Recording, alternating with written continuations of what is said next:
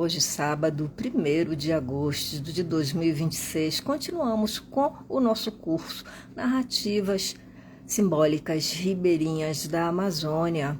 Continuamos aí a nossa jornada pensando sobre o mito, sempre pensando o mito como uma irrupção do sagrado na realidade, um tempo dos princípios, dos primórdios, um tempo onde os seres eram sobrenaturais. Esse é o mundo dos mitos. Não é um mundo de religiosidade, nem de religião. É um mundo de narrativas, quando o cosmos surge, quando os deuses começam a criar e a trazer para o mundo animais, homens, a natureza em si, a floresta, os rios. Esse é um tempo que traz na memória. Ele está aí presente nos arquétipos. Bom dia, Fátima! Então, esse é o tempo dos mitos. É um tempo que não é cronológico, que não é datado. Por isso, é preciso perceber essa diferença aí o tempo inteiro do que é, né, uma narrativa mítica e do que é uma narrativa que é folclórica ou que chamam de superstição ou fictícia. O mito aconteceu em uma realidade específica, que é aquela do imaginário dos indígenas e dos antepassados, dos antigos, anteriores aos indígenas que conhecemos no Brasil. Hoje nós vamos falar da narrativa do Boto. Estamos aí avançando no nosso curso e agora as narrativas são específicas propostas no início do curso. Já mencionamos aqui o Boto bastante e hoje vamos concluir a narrativa do Boto e não retornaremos mais a ela. Aqui a gente tem o Jossi Fares, que nós até já trouxemos ele com uma outra narrativa logo no início, quando estávamos apresentando as narrativas. E ele traz uma concepção para nós, né, que precisa ser pensada.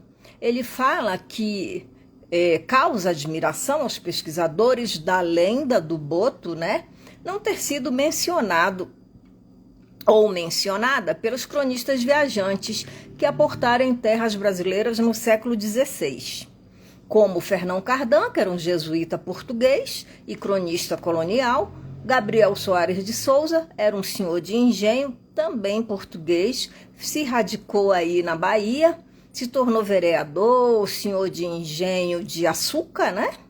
E ficou. E a outra coisa que o Jossi Fares fala, né, que o Boto era um dandy. Um dandy é aquela pessoa sofisticada, né, que bem vestida, que não se importa aí com as opiniões dos salões. E é um conceito que vai surgir no século XVIII na Inglaterra. Não tem nada a ver com Boto. É preciso tomar cuidado com as palavras, porque a gente ouve muitas denominações que não têm a ver com a proposta mítica dos indígenas. Então, o Boto não era um dandy, e ele vai também dizer que o Boto só aparece aí no século XVIII, no final, nas narrativas aí de Alexandre Rodrigues Alexandre Rodrigues Ferreira, que era mais um baiano, foi para Portugal, enfim, voltou. E ele tem aí um livro onde ele vai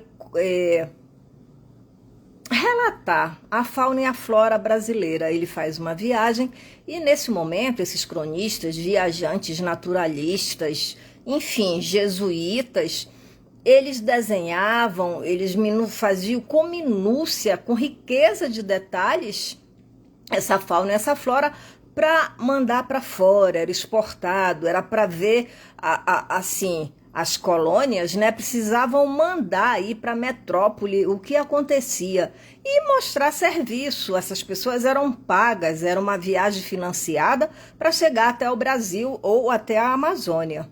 Então era preciso ter esse cuidado. Ele vai também dizer, o Jossi Fares, que somente no século XIX, o Henry Bates, que também era um naturalista e britânico, vai aludir, né, ao Boto. O Henry Bates, meados do século XIX, ele manda um exemplar do boto para o Museu de História Natural de Londres. Se enviou tanto flora quanto fauna, né, para a Europa, seja Londres, seja Portugal, seja Espanha, seja França. O mais grave, além dos animais, na verdade ambos são graves, é quando eles começaram a enviar pessoas, e algumas morreram por conta dessa abdução, desse rapto, porque isso não era espontâneo. Isso era, você levava essas pessoas como objetos, né, para ser vista em um gabinete de curiosidades. Então, assim, ele manda, e aí tem uma frase que o José Fares fala, é que ele dizia que nenhum animal no Amazonas é sujeito a tantas lendas quanto o boto.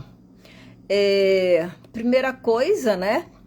Ele vai dizer que ninguém, né, os pescadores, os nativos, não querem arpoar um boto por conta dessa lenda.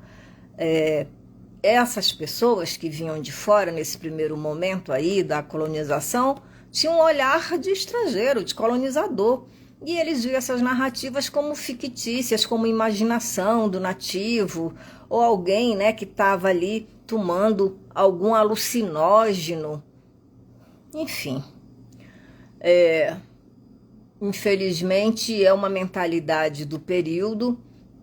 Todos os estrangeiros que chegam ao Brasil, seja na conquista ou já na colônia, eles têm um olhar aí completamente etnocêntrico, né? Tanto para o Brasil como para a Amazônia.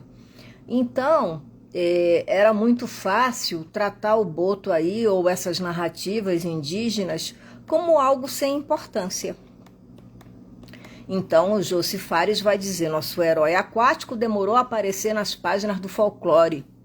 Lembrando, mais uma vez, que o folclore é isso, né? As festas, as danças, as lendas, as brincadeiras, as lendas no sentido ficcional, nunca como uma narrativa mítica.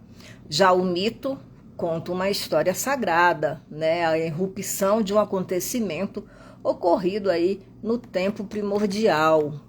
Então, não há comparação quando se fala que o boto faz parte do folclore amazônico. O boto faz parte das narrativas míticas, né, de todo o imaginário amazônico. E aí ele informa que tudo leva a crer que a lenda não teve origem entre os aborígenes. Esse autor e outros também têm essa percepção, que essa lenda, essa narrativa do boto, é trazida pelos colonos portugueses, com aquela ideia da figura encantada que se tinha numa mitologia ainda grega e portuguesa, de atravessar os mares e encontrar seres fantásticos, como as sereias, que é o animal aquático mais assustador, porque encantava, enfeitiçava, ou matava esses marinheiros, ou os levava para viver com elas no fundo do mar. Não tem nenhuma associação com o delfim ou com o nosso jeito de falar, né? Com o boto de água doce. Porque o delfim europeu é diferente, ele é de água salgada, eles têm características diferentes. E aí ele se baseia também no câmara cascudo, que vai falar aí que isso vem de fora, né? Essa narrativa. O câmara cascudo nunca esteve na Amazônia, tudo que ele produziu foi de gabinete, com relatos de cronistas ou correspondências e etc. Então, acho que não é bom falar muito sem esse conhecimento de causa. Esses outros, pelo menos, como aí esse Fernão Cardan, o próprio Stradelli, eles estiveram na Amazônia, eles tiveram uma convivência. Mas aí eu vou mencionar uma outra coisa. Nem sempre eles tinham condição de entender o que era comunicado para eles. Lembrem-se que eles tinham um problema de tradução por conta da língua. Eles não entendiam a língua, mesmo quando essa língua se torna engatu, quando ela é imposta para que facilite a comunicação, ela ainda assim não tem. E até hoje nós temos palavras que não têm tradução na língua portuguesa. Imagina isso no século XIX. Então, ele fala assim: conjugam-se no mito do boto as experiências dos colonos da além-mar com as sabências do caboclo nortista. Dessa conjunção nasce o Dom Juan da mitologia amazônica. Eu acho que essas afirmações são frágeis, elas não se fundamentam, acho que falta mais pesquisa. Se você pesquisar mitologia grega, não tem nada relacionado com esse boto amazônico. Se você buscar alguma coisa na portuguesa, que se baseia muito, na Europa se baseia muito, né, nos mitos aí gregos, até germânicos, enfim. Lembrando que os deuses na antiguidade, eles saem da Mesopotâmia, Babilônia, Assíria, né? E partem para o Egito, e do Egito eles migram para a Grécia, e Grécia a Roma.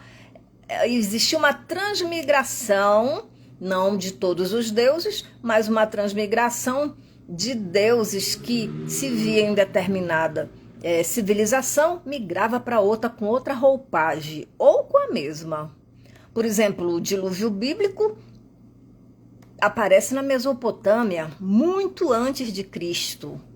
Como nós temos um dilúvio bíblico, não bíblico, né? Porque assim não pode ser mencionado. Temos um dilúvio na Amazônia, nas narrativas míticas. Então, essa questão do fenômeno da natureza, né, pode ter se dado em vários momentos e por isso se tornado narrativa. Então, sem conhecer as línguas, né, como ouvir uma narrativa, como compreendê-la? Será mesmo, e isso precisa ficar na nossa cabeça, né, como uma questão, será mesmo que esse boto veio dos colonos? No meu modo de ver, no meu ponto de vista, por tudo que eu venho lendo e acompanhando, não. Mas eu não quero afirmar também, não quero dizer não veio dos colonos. Mas não há indícios de que tenha vindo do colono. Se esses cronistas, viajantes, naturalistas, essas pessoas, jesuítas e outros que passaram pelo Brasil e pela Amazônia, não relataram a lenda, isso não quer dizer, isso não é um pressuposto para dizer que ela veio da Europa. Nada pode indicar isso. Mas vamos seguir. Essa introdução é só para a gente pensar as ideias que se criam em torno de uma narrativa. Eu trouxe aquela versão do boto, que é uma versão que o João de Jesus Paz Loureiro publica no seu livro Uma Cultura Amazônica, uma Poética do Imaginário, em 1995. Nós já vimos ela aqui, é só para a gente relembrar. Ele vai dizer que o boto surge. Uma mulher era casada, mas tinha um namorado, o macho da anta, porque gostava do membro dele e estava sempre deixando com os bichos. O marido só desconfiava. Ela fazia muitos beijos e quando o marido não estava, ia à beira do rio e cantava e assoviava bem no lugar onde a anta saía d'água. Caium aporé areru. E a anta respondia, fi, fi, fi, fi, fi. O macho da anta saía da água, comia e ia deitar-se com a mulher. O marido só desconfiava. Um dia ele disse aos companheiros, vamos matar a anta? Vamos, e chamaram Caium apó areru. A anta saiu da água, os homens saíram detrás dos paus e a mataram. Partiram o bicho em pedaços, puseram tudo no moquém, que é uma técnica, né, de assar e defumar dos indígenas. Quando já estavam assados, levaram um pedaço para a namorada da anta. Está aqui um pedaço do porquinho que te trouxemos. A mulher disse que não queria. O marido dela e seus companheiros comeram toda a carne do macho da anta. No outro dia, a mulher convidou o marido para tomar banho. A mulher ia na frente, carregando o filhinho, que era dela e da anta. O homem passou e pulou na água. A mulher com a criança também perguntando, mergulho? O marido disse, mergulha. A mulher mergulhou com o filhinho, demorou debaixo d'água e boiou depois no meio do rio. Ela e o filho tinham virado boto. O homem voltou para casa sozinho. Por isso, o sexo da fêmea do boto é como o da mulher, o membro da bota é como o sexo feminino da fêmea do boto é como o da mulher e o membro do boto é como o do homem. Então, essa seria a origem do animal, do mamífero. E agora nós vamos ver algumas narrativas que eu ainda não tinha apresentado para vocês. Nós temos aqui o Elcio Fragoso e o Carlos Barroso Oliveira Júnior falando sobre lenda amazônica, sentido entre afetos e efeitos. Eles têm várias narrativas, mas o que interessava para nós é a forma como eles pensaram a narrativa. Achei muito interessante, porque ela pode ser a base de todas as outras, como o Curupira, que já vimos, como o Jurupari, como já vimos anteriormente, e as outras que vamos ver mais para frente. Eles dizem, não pretendemos explicar os sentidos da narrativa, porque isso muita gente já fez, né? O que está implícito, o que está encoberto, mas compreender o efeito de sentido que se evidencia, como a crença que o boto realmente se transforma em um homem, um ser humano. A lenda do boto faz parte do imaginário do sujeito amazônida, e ele fala sujeito não amazônico, mas amazônida, porque é o nativo. Então ele diz, ela faz parte desse imaginário, né, que é uma realidade particular e específica, não é uma irrealidade. É preciso acabar com a ideia de que o imaginário faz parte da imaginação. A imaginação faz parte do imaginário, mas não o contrário. O imaginário é uma realidade. E nós, em nossas realidades, não é mesmo? Temos os nossos momentos imaginativos. Então ele diz, ela é parte desses sujeitos. A narrativa do boto faz parte desse homem amazônida, dessa mulher, no caso, dos nativos amazônidas, como a Amazônia tem seus rios e suas florestas, ou seja, a floresta, o rio e as narrativas e o homem são um só. É uma conexão, não é uma coisa de alguém que vem de fora, não é? Que não vê a Amazônia por dentro, vai dizer, isso aí não, né? Isso é uma lenda, sempre com aquela concepção de que é ficção.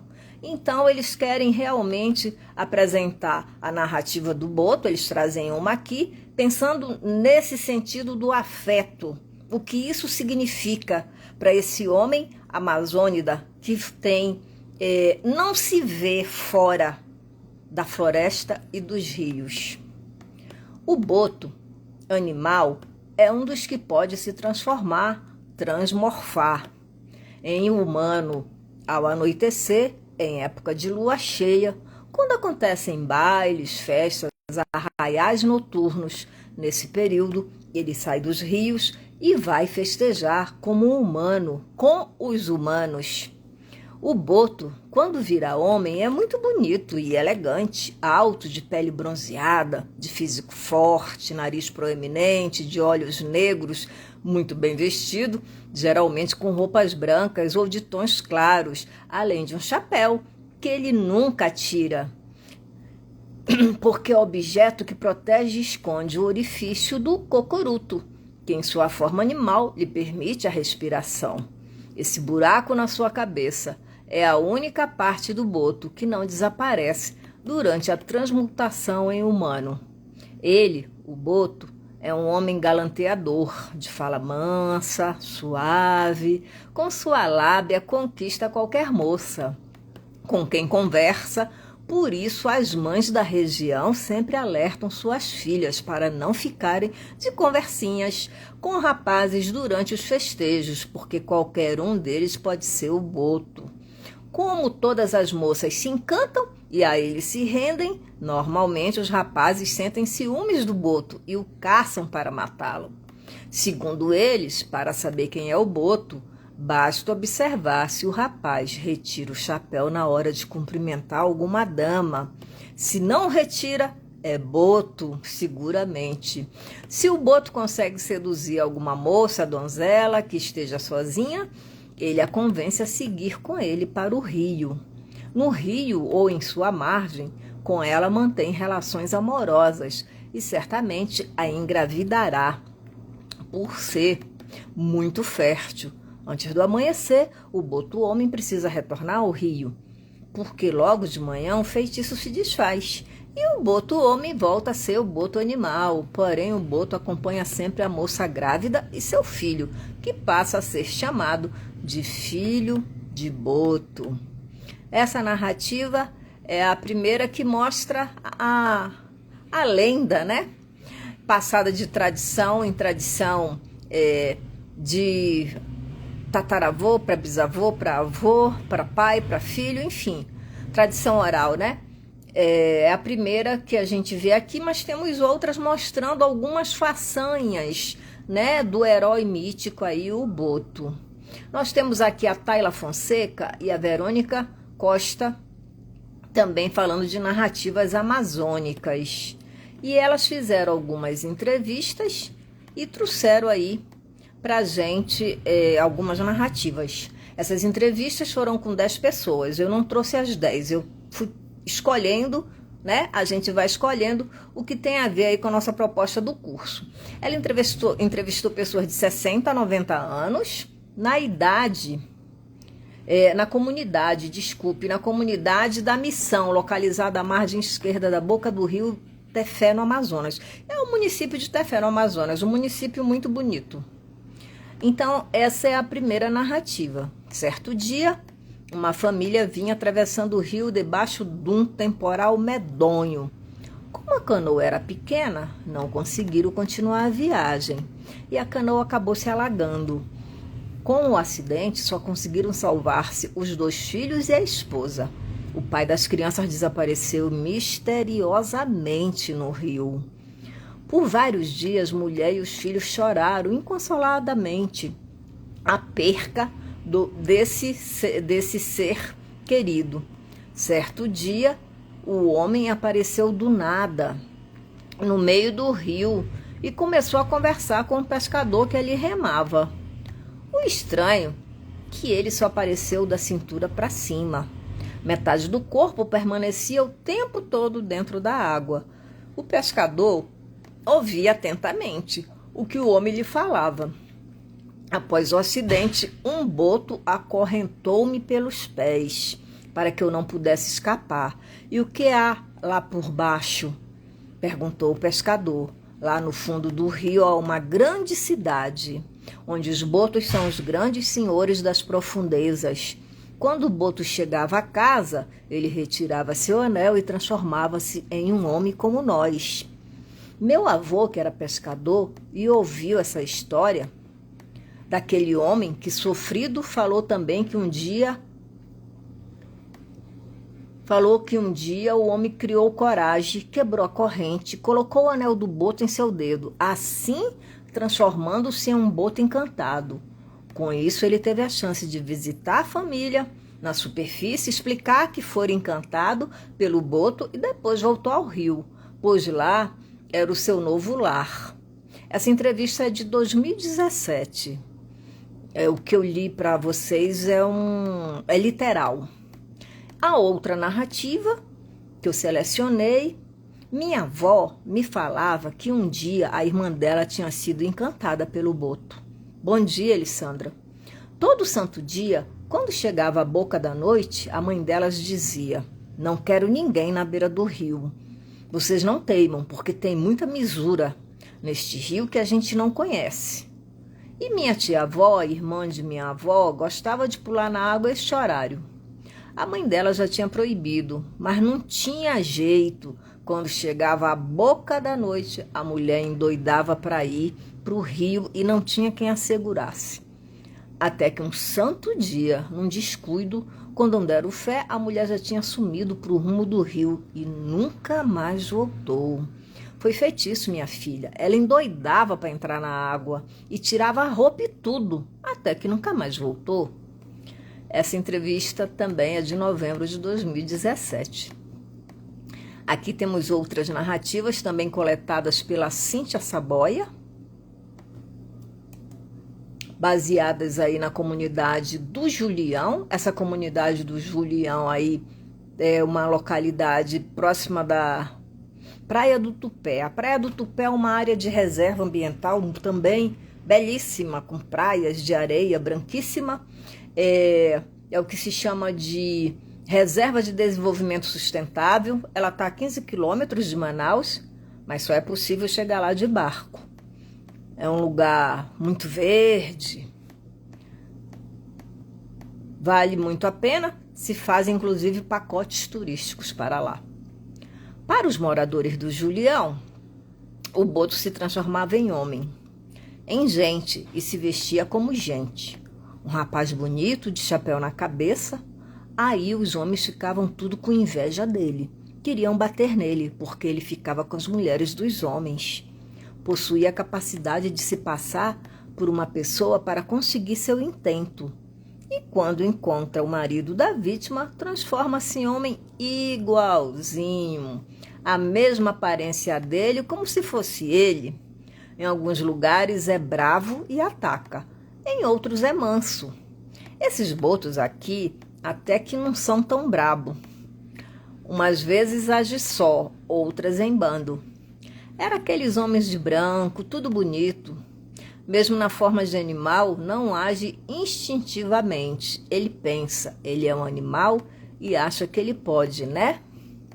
Essas narrativas foram coletadas por termos o distanciamento temporalmente do narrador e dos ouvintes. Diz que antigamente o boto, aquele boto vermelho, engravidava as mulheres. Esse distanciamento não ocorre somente em relação ao tempo, mas em relação ao lugar. Tinha um casal que morava no interior, falava, que é o suficiente para colocar mais força no que é do interior em relação à cidade. Por exemplo, até que esses botos aqui não são tão brabo, como ele fala. Põe para cima, mas lá onde ele morava, esses botos aqui, essas meninas moças assim, não podiam entrar na água, que os botos colocavam para cima mesmo. Ao dizer que os botos que vivem distantes de Manaus não são mais brabos do que os que vivem no entorno da cidade, deixa evidente a comparação e a certeza dela de que os botos do interior fazem coisas que os do entorno de Manaus não fazem. É muito interessante essa concepção dessa pessoa que foi entrevistada, porque ela vê o interior como mais selvagem, Talvez porque a natureza é mais exuberante e mais livre. Já no espaço urbano, talvez o boto, que é um transmorfo, se adapte e aí não seja assim. Até porque no espaço urbano ninguém vive em canoas, não vive tomando banho de rio. Você sai da cidade para um lugar como esse, aí no Tupé, que chamamos a Praia do Tupé, ou você sai para um outro lugar. Você não vive às margens dos rios, não é mesmo? Então, pode ser por isso que ele faz essa diferença de um boto mais brabo no interior e menos brabo na cidade. Denif Dias vai também fazer uma narrativa aí do mito do boto. Senhor Roberto Dias, de 45 anos, abaetetubense, morador desta cidade, no Pará, mesma cidade do João de Jesus Paz Loureiro. Como foi sua única experiência com o boto, assim, 35 anos na cidade de Afuá. E assim começa a narrativa. Um dia eu fui viajar com a minha mãe. Eu tinha mais ou menos uma faixa de 10 para 11 anos de idade, mas já estava entendido, graças a Deus. A minha mãe viajava muito com esse negócio de fábrica de palmito. Ela trabalhava em fábrica de palmito, aí apareceu uma oportunidade para ela ir para a cidade de Afuá, na ilha de Marajó. Aí ela levou eu para lá. A gente lá, num certo dia, ficamos sem alimentação na casa. Aí ela convidou o Júlio era o senhor que vivia com ela nessa época. Queria tomar banho, aí depois ela o convidou. Aí a gente foi bem mais para a beira do Igarapé. Lá chegamos, a gente ficou lá na beira do Igarapé. Eu, ela e o Júlio. E naquilo que a gente estava tomando banho, ela saiu rápido, subiu rápido do Igarapé para cima da ponte, porque essas pontes de rio, elas vão até dentro do Igarapé. Aí ela subiu rápido em cima da ponte, aí a gente perguntou para ela, eu perguntei para ela, o que foi, mamãe? E o Júlio perguntou para ela, o que foi, Silvanei? E ela falou, tem boto aí, olha aí o redemoinho dele. Aí a gente olhou e a gente viu mesmo benzinho o redemoinho dele. E aí ela falou, bora embora, depois a gente vai fazer compra. Aí a gente foi embora, a gente se arrumou, aí viemos nós três de novo. A gente pegou a canoa e o remo, e o Júlio foi remando. Eu também com o remo ia remando, e ela na parte do meio da canoa. Eu ia na parte da frente, o Júlio na parte de trás, e ela ia na parte do meio. Aí depois que ela falou, que ela saiu correndo do garapé, ela sabia que era boto já porque ela estava menstruada. E toda mulher que está menstruada, quando ela vai para o rio ou igarapé, alguma coisa assim, ela chama a atenção do boto. Aí a gente ia remando, remando bem no meio assim do garapé, no centro do garapé, sem ser assim lá pelas beiradas do garapé, no centro do garapé. Aí a gente vimos, ela só gritou, olha aí, lá vai ele, olha. Ela só foi no remanso dele, assim, do garapé, da força da água. Aí ele foi, e ele só subiu na nossa frente numa distância, assim, de mais ou menos uns 10 metros da canoa. Aí ele se levantou do ombro para cima, digamos, da barriga para cima. Aí ficou olhando para a gente. A gente olhou para ele e ele ficou olhando para a gente, mais ou menos de 2 a 3 minutos. Aí depois ele só virou a costa pra gente e saiu nadando com a gente, sabe? Andando. Depois ele só afundou. Pronto, depois que ele afundou, ele não apareceu mais. Aí ela falou, olha, tá vendo? Ele veio atrás de mim. Por isso que se vocês não estivessem aqui, ele ia jogar a canoa para tentar pegar eu. Mas como ele se levantou e viu vocês, ele foi embora. Mas ele fez isso, caso de se levantar em gente e ver eu para ver se tinha gente aqui comigo. É assim mesmo, toda mulher que está menstruada, que vai para a beira do rio ou do garapé, onde aparece boto, chama a atenção dele. Então, isso aí que aconteceu, minha filha. Essa foi a verdadeira história, mas eu vi mesmo com meus próprios olhos, que um dia a terra há de cobrir. Eu, ela e o Júlio, depois desse fato que aconteceu com ela, ela sentiu muitas dores de cabeça, apenas isso. Não conseguia dormir de uns 2 dias, aí depois tudo foi voltando ao normal, graças a Deus. Esse é o filho da dona Silvanei, José Roberto, 45 anos. Essa narrativa eu achei assim, quando eu a li, muito impressionante, de o boto levantar metade do corpo e ficar encarando as pessoas dentro da canoa. Essa é a narrativa dele, né? Ele virou para eles e ficou ali uns 3 minutos olhando, como quem diz, né? O que será que ele disse? Enfim, eu fiquei pensando que ele disse assim, não tenho medo de vocês, só não vou pegar porque não quero. Porque um ser sobrenatural tão poderoso, um espírito dos rios, tem poder para tudo. Eu penso assim. Nós temos aqui mais outra pessoa, Marisa Gama Calil, que vai falar. Ela vai apresentar uma narrativa da narrativa. Ela é uma professora, trabalhando com mito em sala de aula. Ela recebeu uma narrativa curtinha, mas interessante. Esta narrativa foi contada para mim por um dos graduandos da licenciatura em Letras da Universidade Federal de Rondônia, Polo de Costa Marques, durante a disciplina Mito e Narrativa. O acadêmico iniciou a sua narrativa explicando que no Vale do Guaporé acontece tradicionalmente a festa do divino. O que é verdade, Elissandra? O boto, né? Pois é, porque imagina, um ser tão poderoso olhou para eles e disse, ó, tô com medo de vocês não vou fazer nada porque não quero. Até porque o interesse era na mulher, mas tinham 2 homens, o filho e o marido, né? O companheiro na canoa. Vale do Guaporé, todo ano acontece tradicionalmente a festa do divino. A cada ano, uma das cidades desse vale pode ser a sede da festa. Os barcos vêm pelo rio Guaporé e afluentes em romaria, aportam na cidade sede para ali os festejos se desenvolverem. Durante 40 dias, a coroa do divino, Espírito Santo, percorre aproximadamente 11 cidades do Brasil à Bolívia. Rondônia, pelo rio Guaporé, vai dar aí na fronteira da Bolívia. Ao final, a festa é realizada na última cidade aportada pela romaria fluvial. Então, o boto está em casa, é o que eu penso também, o ambiente dele é o rio. E você chegou lá. Então, quando ele levanta o corpo, né, como ela disse, olhou para eles aproximadamente, como ele disse que o narrador é o filho, uns 3 minutos, é como quem diz, não vou fazer porque não quero, vou embora, vou procurar outra pessoa, né, outra mulher. Mas a coisa do boto se aproximar de mulheres menstruadas corre na Amazônia todo, e eu até relatei que isso já aconteceu comigo. Ele se aproxima mesmo, penso que fareja o sangue. Além, é claro, de se transformar em homem, que eu também acredito. Eu nunca vi, mas como eu disse aqui no nosso início de hoje, né, o boto, ele é uma das narrativas que faz parte da nossa cultura, do nosso imaginário, do rio, da floresta, de nós mesmos. Então penso que tudo é possível.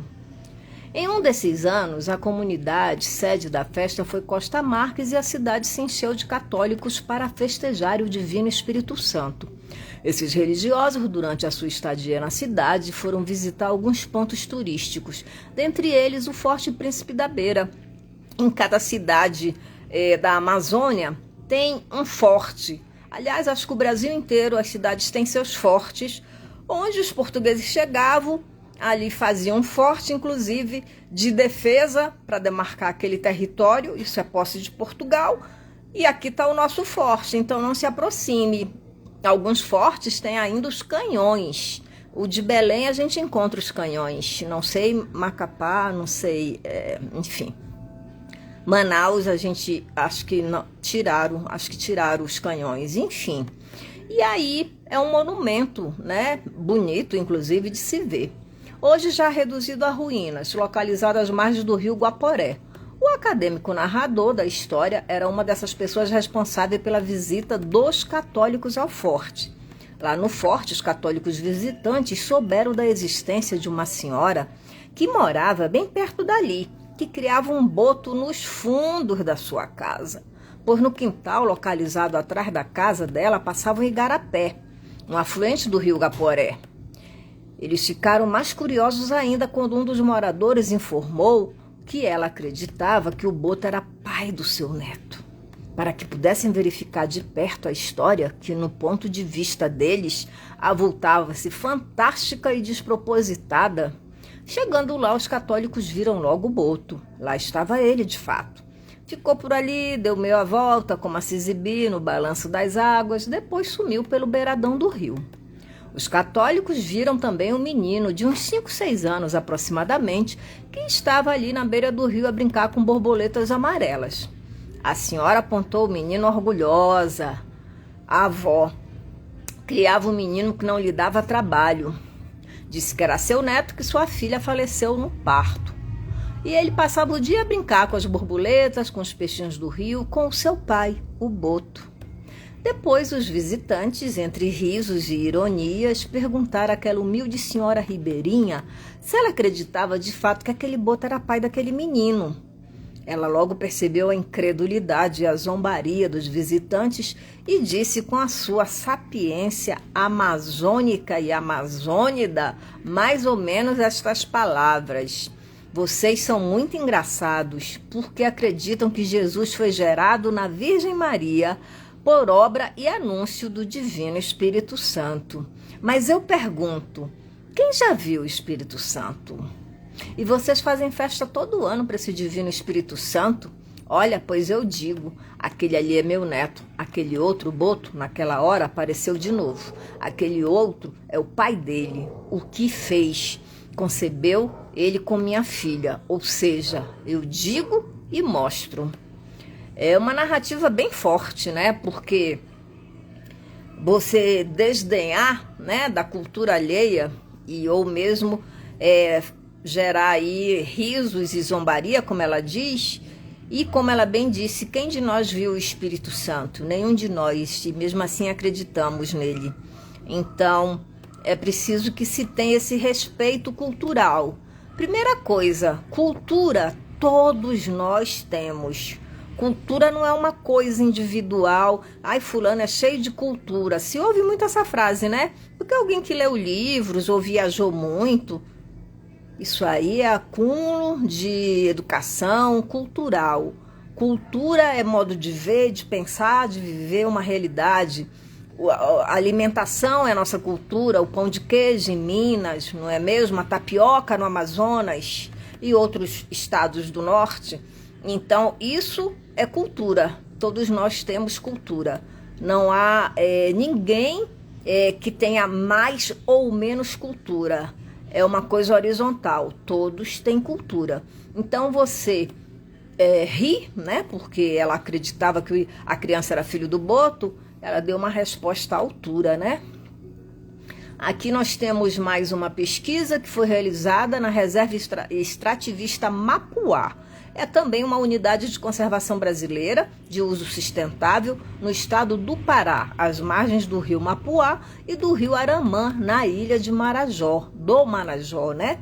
Com território distribuído pelo Anajás, Breves, Curralinho e São Sebastião da Boa Vista, que são municípios. A região da Ilha do Marajó é belíssima, vale também, é mais um lugar que vale muito a pena chegar e conhecer. Há 2 espécies de boto nas águas da região, o tucuxi e o boto aí vermelho. Só relembrando, não existe boto cor-de-rosa. Eu disse isso lá no início do curso e eu sempre insisto nisso porque o francês Jacques Cousteau, né, que fez aí uma expedição pela Amazônia, disse que o boto era cor-de-rosa, isso foi para as mídias, ainda nem tinha esse excesso de redes sociais, né? A notícia não era veloz e ao vivo, mas ele foi para alguns canais televisivos e assim, mas não existe boto cor-de-rosa. Ele é vermelho, mas na luz a pele dele é fina. E aí parece uma transparência e na cabeça dele aquilo era rosa. Um estrangeiro que achou que deu a última palavra sobre uma região que ele desconhecia. Porque fazer uma expediçãozinha ali de 1 mês, 2, não permite ninguém conhecer a Amazônia. A Amazônia é para quem nasceu nela e aí sim pode conhecê-la, né? Aí sim, porque alguns nem a conhecem, mesmo sendo da região. Em uma ocasião em que entrevistávamos uma senhora na varanda, seu neto ficou mexendo com um botinho, que ficou praticamente parado na frente da casa por um tempo considerável. Sua avó ficou muito incomodada e disse: não presta a criança brincar com o boto. Ele se agrada da criança. O botinho não é tanto esse, porque o que eles chamam de boto tucuxi seria o preto ou o cinza. Na minha casa falávamos preto. E o vermelho é o famoso cor-de-rosa, ficou famoso como cor-de-rosa. Então, essa ideia que muita gente faz o turismo com boto é outro engano, realmente não se deve brincar com boto. Primeiro que ele não é um brinquedo, primeiro que ele não pode ser tratado como objeto turístico, mas tem se feito muito isso na Amazônia. Segundo o benzedor Galo, o boto tucuxi não mexe com a gente. Já o boto branco ataca. Eu, quando criança, que fui para o interior, recebi a narrativa de que existe o boto branco, o boto vermelho, o boto preto e o boto roxo. São 4 cores, são todos da mesma espécie, só muda a cor. O roxo é um dos mais raros, mas ele existe. O branco é um dos mais conhecidos, o preto e o vermelho, que é o que parece que mais navega pelos rios, chamado de cor-de-rosa. Ficando aparentemente bravo, quando nós era novo, que nós andava no casco, o boto vinha atrás da gente com roupa vermelha. Porque o boto não gosta de roupa vermelha. Ele diz assim, o bicho vinha doidinho atrás. Não sei se ele tem raiva da cor ou ele acha bonito, mas alguma coisa acontece. Consideram também que se a pessoa se entrega muito para o boto, o animal é capaz de levá-la para baixo da água. Além disso, quando um boto acompanha a viagem de alguém, sem ser chamado, deve-se dizer: eu não tô te mexendo, segue tua viagem que eu sigo a minha. Isso é a narradora da comunidade que fala isso. Um boto assombra a gente, ele se agrada da gente e na hora da gente dormir ele vem perseguindo se ele se engraçar. O boto transforma-se em homem, a bota em mulher. Ambos sempre trajando branco, conforme também relatou Maués. No contexto do Nordeste paraense, os agroextrativistas afirmam que o boto tem preferência por mulheres em período menstrual. E só quem pode mexer com eles é quem tem a proteção espiritual de caboclos, como é o caso de alguns benzedores, com a capacidade de se comunicar com o bicho e mantê-lo sob o controle. Fato comprovado pelos interlocutores do Mapuá, porque eles sabem afastar eles, conversar com eles, né? Isso é outra pessoa da comunidade que fala. Nesta narrativa, completa ainda que os botos do sexo masculino são relacionados à brilhante capacidade de dançar, enquanto as fêmeas, com seu charme, atraem pescadores solitários. E aí temos aqui mais um relato, que falam aí de memórias, né, oralmente transmitidas. Tinha uma família bem aqui em cima que tinha 3 filhas. Aí o boto começou a fazer frequência, chegava assim, mas nada. Aí uma das filhas estava querendo começar a dar atenção para ele, né? Aí outro chamou o pai e disse: eu acho que é um boto. Quando o senhor sai, ele vem bater na porta. Quando quer abrir, eu não deixo. Ele vai pular na água. O pai saiu e deixou uma espingarda de armadilha. Quando saiu, a filha ouviu o barulho. Passou a mão na espingarda e um homem de branco subiu no trapiche. Atirou no rumo do homem e correu no trapiche. Quando o pai chegou, contou o acontecido e aguardaram de manhã. Quando a água amanheceu baixa, lá estava o boto com uma pilha de chumbo no peito. O boto que vira a gente é chamado boto branco ou cor-de-rosa, enquanto o tucuxi, de porte inferior e hábitos menos invasivos, é considerado como calmo e inofensivo. O boto vira a gente? Vira sim. Não é lenda, ele vira mesmo. Eu já cheguei a ver com os meus olhos. Quando eu tinha uns 27 anos, eu fui tirar açaí e vinha de canoa. Aí tinha uma pracaúva caída. A água estava meio maré de vazante. De longe eu enxerguei aquele branco na ponta do pau, para fora da água. Aí eu vim ver, pensei que era mesmo uma garça. Era de dia, depois eu conheci que era uma pessoa, né? Credo, essa pessoa veio de onde? Fui remando e olhando. Enquanto fui uns 50 metros de longe, ela virou de frente, estava toda de branco. Uma menina, uma mocinha de bom tamanho já. Eu quis falar com ela, mas continuei remando. Deu um baque na água, quando eu olhei, eu vi só a maresia dela, pulou na água e se mandou. Corpo de gente, cabelo, peitinho, tudo, tava de roupa branca. Agora eu sei que o boto vira gente. Depois que pulou, aí boiou para fora o boto. Mas eu não fiquei com medo. Ele veio até o açaizal acompanhando o casco, soprando. Eu falei: ei, eu não tô te mexendo, eu só vim tirar açaí. Me aguarda que eu vou tirar açaí. Quando cheguei no casco de volta, ela boiou de novo e seguiu boiando do lado até chegar perto de casa. Chegando em casa, falei pro tio: olha, tinha uma bota que queria ficar comigo. Aí caíram na risada, falaram que queria manjar, mas era uma bota. Se vocês vissem o que eu vi, isso é mais uma narrativa. Embora não tenhamos encontrado quem possuísse tal amuleto nessa comunidade aí do Mafuá, segundo os interlocutores, o olho do boto usado dentro de uma colônia serve para atrair sorte e mulheres, desde que ninguém saiba que está sendo usado. Essa atribuição ocorre por conta das lendas e da fama de conquistador do animal. É porque ele é meio galã, né? Tem lenda do boto. Também descreveu o uso de amuletos feitos com partes de boto pelos Achuá do Equador, que utilizam dentes de animal como auxílio às atividades de caça e pesca.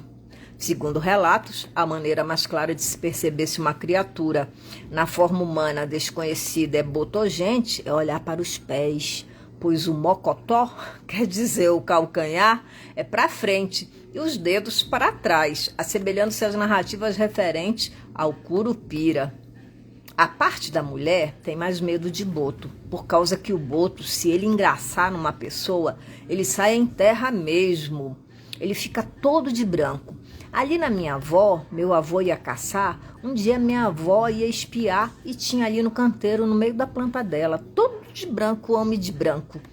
Aí ela já sabia. Minha avó era cearense, muito experiente. Ela já sabia de muita coisa, oração forte. Aí ela só foi chamar meu avô. Ele tinha um rifle 44. Ele correu jogando um bocado de planta. da minha avó e pulou na água. Era um boto, queria entrar na casa. Aqui temos outra leitura sobre o boto, segundo o Wozniak, a dimensão aí social da relação entre humanos e não humanos. Lembrem-se que uma das narrativas que eu trouxe para vocês era o tempo em que os animais viviam no mundo. Eles eram os que falavam, que conversavam, não é mesmo? Depois vieram os humanos. Então, houve uma relação, uma conexão entre animais e humanos e animais. Animais que se transformavam em humanos e humanos que se transformavam em animais. A gente tem muito isso em praticamente todas as narrativas. Vejam que a mulher da anta, né, que tinha uma relação com a anta, se transformou, né, entrou no rio, se transformou em boto. A própria anta se transformou num boto. Então, animais que se transformam em outros animais também. Tais seres com poder de encantamento e agenciamento transformam-se em certas circunstâncias, uns nos outros, transfiguram suas aparências e comportamentos, regulam e afetam o corpo e a vida cotidiana, individual e coletiva.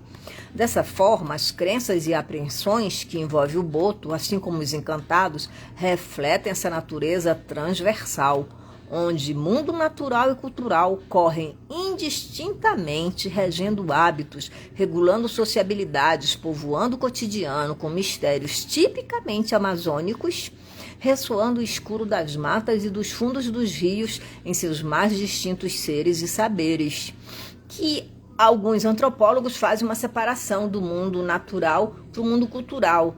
Quando a natureza se transformou em cultura. Os historiadores também fazem isso. Quando o homem passou a controlar a natureza. São narrativas de uma visão materialista e racional, né? Um rompimento aí da razão versus irrazão, né? Irracionalidade e racionalidade.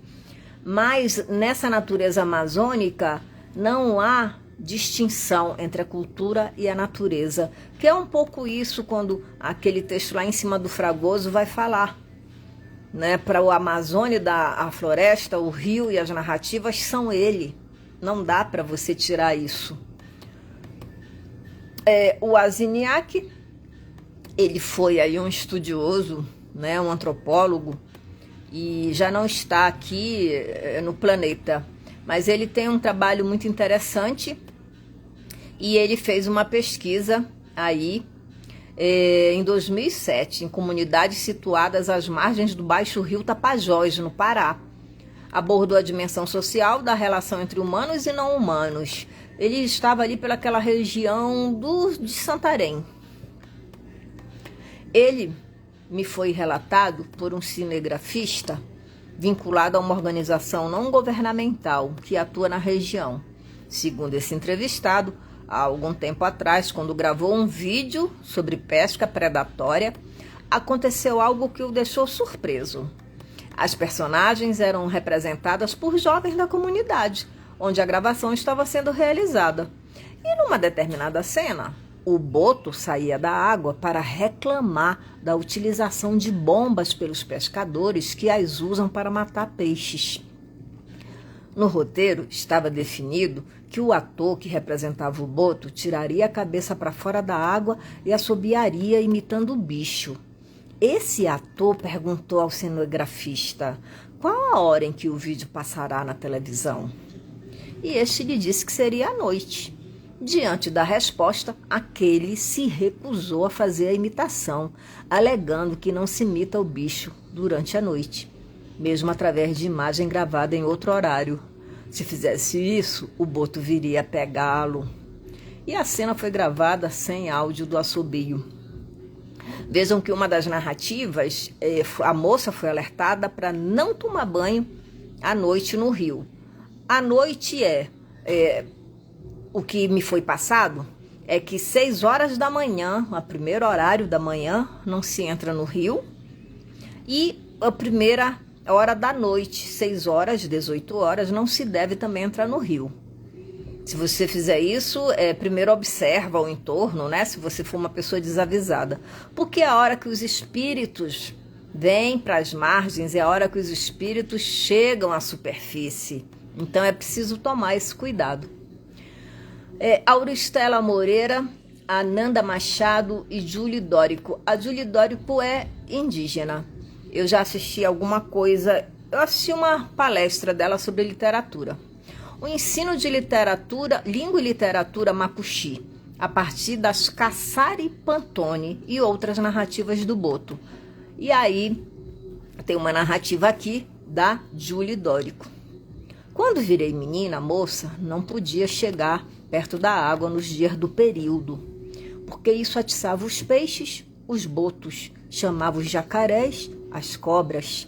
Nesses dias eu ficava em casa ou as acompanhava de longe no barranco, bem distante da água.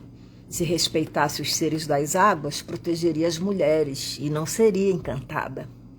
As histórias de boto sempre foram muito presentes em casa, porque meu bisavô, André Miguel, era conhecido deles. Minha mãe lembra que quando meu bisavô ia pescar, pegava a folha do açafrão, misturava com outra planta e passava no corpo. Depois, já na canoa, dentro da água, assobiava, um assobio alto, e os botos vinham seguindo ele. Essa amizade tinha começado quando ele era jovem, depois de ver no caminho de Caraçabaí para Iororá uma jovem macuxi muito bonita, passando as mãos pelo cabelo. Ao perceber a presença do vô, ela pulou na água e desapareceu. O vô adoeceu, teve dor de cabeça e quase morreu por ter visto a encantada. Outra narrativa é do Marcelo Munduruku. Foi então que percebeu que eles, apesar da aparência, não eram gente e que no decorrer da conversa o haviam hipnotizado, deixando-o sem voz. Não fique com medo, meu jovem amigo, não lhe faremos mal. Urebu balançou a cabeça, concordando, e continuou a segui-los. Seu corpo flutuava. No caminho para o rio, um dos homens cobriu a cabeça de Urebu com um pano branco e pediu que ele se atirasse na água. Sem muita reação, o jovem pulou no rio. Nadou como um peixe, como um boto. Naquele momento, o sangue parecia circular com mais força em seu corpo. Tamanho era o seu espanto. Urebu sentiu-se parte de tudo que o cercava. Grandes peixes e seres estranhos moravam naquele rio. E é isso, mais uma vez reiterando. Ele se sentiu parte daquele mundo, ou seja, do rio, da floresta, da própria narrativa, quando ele faz parte dela e ele se torna narrativa, mítica. Então, esse é o homem amazônida, esse é o homem que se vê não separado do entorno. Temos aqui a Pauliana Santos, ela tem também, traz narrativas, ela coleta aí na comunidade de Pixuna do Tapará, em Santarém, também no Pará. E aqui ela vai trazer a primeira narrativa. Olha, o pessoal conta que teve um senhor lá da costa do Tapará, que foi daqui do Pixuna, beiradeando essa costeira, que vai para a costa do Tapará. E os botos começaram, bububu, bububu, embaixo da canoa dele. E saía e boiava, e ele puxando na frente. Aí ele disse assim: corna, se tu for bota, vai à noite lá em casa comigo. Era o tio do Damásio. Passou. Quando foi de noite, ele deitado na rede dele, quando olhou aquela mulher bonita olhando para ele, não falou nada, só foi sentando na beira da rede dele e ele foi com a mulher coisar. Quando foi na outra noite, de novo, mas ele sabia que era bota. Olha, para terminar o embalo, ele foi emagrecendo, foram fazendo pergunta para ele, a família não sabia, ele contou a situação, disse que tinha uma mulher que ia toda noite lá com ele, que essa mulher era bota e estava acabando com ele. De lá foram chamar um curador para fazer o trabalho para afastar a bota dele. Ele ficou bem baqueado, precisou aí de mudar até da comunidade, porque ela perseguia ele mesmo. Isso aqui ela só coloca que é um interlocutor de 50 anos. E temos mais outra. E o senhor, já ouviu a história dos botos? Interlocutor, já, mas olha, até meio que uma vez um menino aqui foi mexer com ela e ela foi lá com ele de noite. Ele mexeu com ela, a Bota. Ele morava lá pra cima e a Bota passou a noite inteira perseguindo ele até de manhã. Ficava com ele na rede até que amanhecia e pronto. Eu não mexo com esses bichos, com Boto. Acredito porque ele malina das pessoas. O senhor mexe com eles, tem medo dele, malinar com o senhor? De repente eu mexo com ele. E ele for lá comigo, hein? O senhor teme o poder do Boto? Interlocutor. Eu tenho medo dele. E ela encerra aí essa narrativa, que é muito interessante. Só para lembrar para vocês, acho que eu não mencionei, o trapiche é um tipo de pontezinha mesmo de madeira que chega até ali. É um ancoradouro, né, de barranco. Cada ribeirinho ou a comunidade faz um trapiche onde os barcos param para entregar mercadoria, ou para alguém subir para viajar, ou para alguém que chega. Foi num trapiche desse, por exemplo, que eu subi correndo quando o Boto pulou do meu lado. Em pleno Rio Amazonas, na comunidade ali de... comunidade de Vila Terra Nova, que eu estava. Aqui eu encerro as narrativas de Boto. Não retornaremos mais a elas. Se vocês quiserem perguntar alguma coisa, se não... eu vou voltar para aquela narrativa maravilhosa do Davi Copenaua, quando vai aí se transformando, né, em xamã, no grande xamã que ele é. Nós tínhamos começado a narrativa quando os ancestrais eram animais. O título é Os Ancestrais Animais. Aí nós paramos, a semana passada nós tivemos aí o Jurupari, e que foi imensa, porque a narrativa era imensa mesmo, e eu não quis deixar ela só um trechinho, achei que a gente ia perder muito e empobrecer. Então podemos voltar aqui para os chapiris, né, os espíritos aí do Davi Copenaua. Tudo bem, Fátima, não tem, né, perguntas? Então vamos retomar essa narrativa dos ancestrais animais. Os chapiri, apesar de serem sem número, habitam todos no topo dos morros e das montanhas. É sua morada. Não pense que a floresta é vazia. Embora os brancos não os vejam, vivem nela multidões de espíritos, tantos quanto animais de caça. Por isso suas casas são tão grandes. Tampouco pensem que as montanhas estão postas na floresta à toa, sem nenhuma razão. São casas de espíritos, casas de ancestrais. O Mama as criou para isso. São muito valiosas para nós. E do topo delas que os chapiri descem para as terras baixas, por onde andam e se alimentam, como os animais que caçamos. É também de lá que eles vêm a nós, quando bebemos Iacoana para chamá-la e fazê-los dançar. A casa do pai da minha esposa fica aos pés de um maciço rochoso que chamamos o Atoriqui, a Montanha do Vento. Essa montanha é também a casa de chapiri antigos que lá vivem em grande número. Espíritos do vendaval, Iaraporari, espíritos arara, espíritos japim, aiocorá, espíritos galo da serra, espíritos macaco-aranha, macaco-prego, espíritos anta, espíritos veado, espíritos sussuarana e onça-pintada. Graças a esse chapiri, o vento e a chuva descem das alturas para espalhar-se por toda a floresta, tornando-a fresca e úmida. Aqueles de nós que não são xamãs, do mesmo modo que os brancos, não percebem nada disso. Os espíritos são invisíveis, porque seus olhos de fantasma e eles só veem os animais de caça de que se alimentam.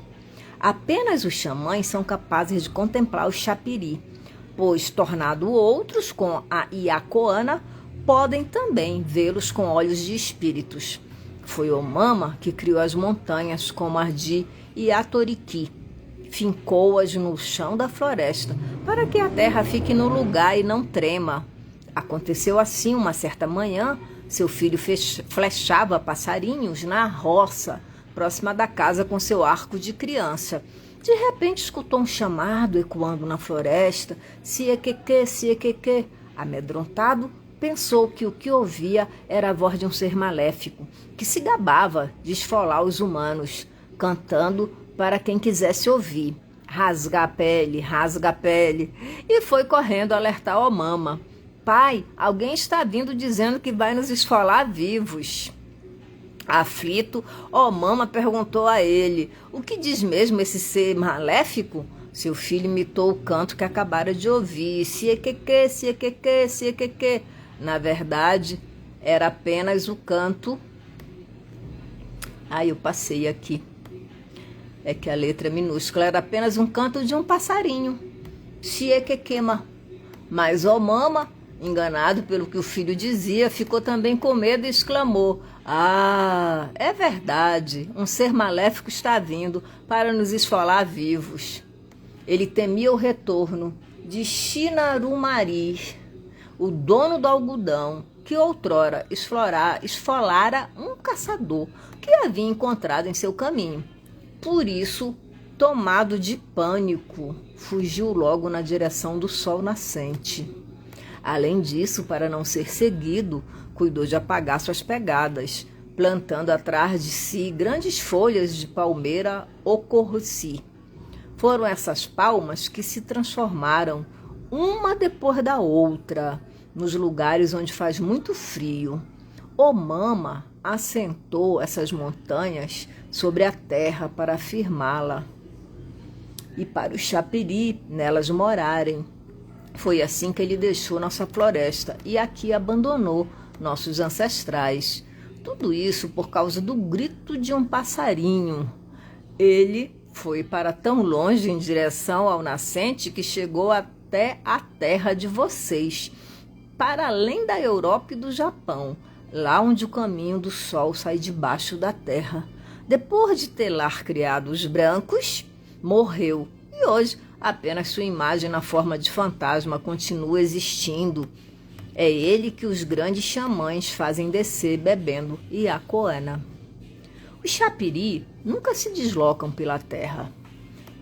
Acham-se suja demais, coberta de detritos e excrementos. O solo sobre o qual dançam parece vidro e brilha com uma luz deslumbrante. É feito de nossos maiores, chamam mirecó ou mireci. São objetos preciosos que só eles têm. São resplandecentes e transparentes, mas muito sólidos. Os brancos diriam que são espelhos, mas não são espelhos para se olhar. São espelhos que brilham.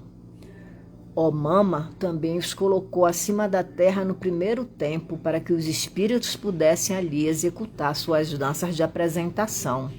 Enfeitou-lhes a superfície fulgurante com desenhos da pele de onça, com o urucum do chapiri. Traçou também fileiras apertadas de pontos e traços pequenos, linhas sinuosas e círculos. Por fim, adornou-a de penugem branca. Esses espelhos cobrem a floresta desde o primeiro tempo, e os espíritos se deslocam sobre eles sem parar, brincando, dançando ou guerreando. Foi nesses espelhos que vieram à existência, e é deles que descem em nossa direção. É também neles que depositam nossa imagem quando nos fazem xamãs. Grandes espelhos estão dispostos onde o filho de Omama e depois dele, nossos ancestrais, se tornaram xamãs pela primeira vez. Estão colocados bem no centro de nossa terra, nos campos que se estendem para além das terras altas do rio Parima. Foi ali que os chapiri foram criados. Lá se encontram os espelhos dos espíritos que imitam as palavras dos habitantes das terras altas ou dos espíritos da língua Chamaiatari, que bebem o pó Pará. E mais adiante os dos espíritos que imitam o falar Aiaica dos nossos antigos. Assim, há vastos espelhos pais no meio, com outros menores ao redor, espalhados como clareiras, onde os chapiri, parados, se enfeitaram, antes de começarem suas danças de apresentação. Os espelhos do chapiri são muitos ao longo dos caminhos na floresta, pois pertence a todos os espíritos das folhas, dos cipós, das árvores, bem como a dos ancestrais animais. Eles sempre param nesses lugares abertos, como fazem os convidados para descansar, comer e, sobretudo, se arrumar. Cobrem-se de tintura de urucum, colocam tufos de pena paici e de caudais de arara em suas braçadeiras de crista de montum. Colam penugem branca sobre os cabelos, fabricam apitos de bambu, purunama ou si e desfilam as folhas novas da palmeira rococi, que vão agitar enquanto dançam. Começam alegres a vir em nossa direção. Quando bebemos iacoana, seu poder cai em nós com força, bate de repente na nuca, então morremos e logo viramos fantasmas. Enquanto isso, os espíritos se alimentam de seu pó através de nós, que somos seus pais. Depois se aproximam devagar, cantando e dançando nos espelhos, descendo de suas casas presas no peito do céu. Neles se movem, com ânimo, sem tocar jamais o nosso chão, cobertos de enfeites de penas e brandindo seus facões, machados e flechas, prontos para combater os seres maléficos. Das alturas avistam ao longe toda a floresta e nos avisam dos males que nos ameaçam. Vem vindo a epidemia Chauara.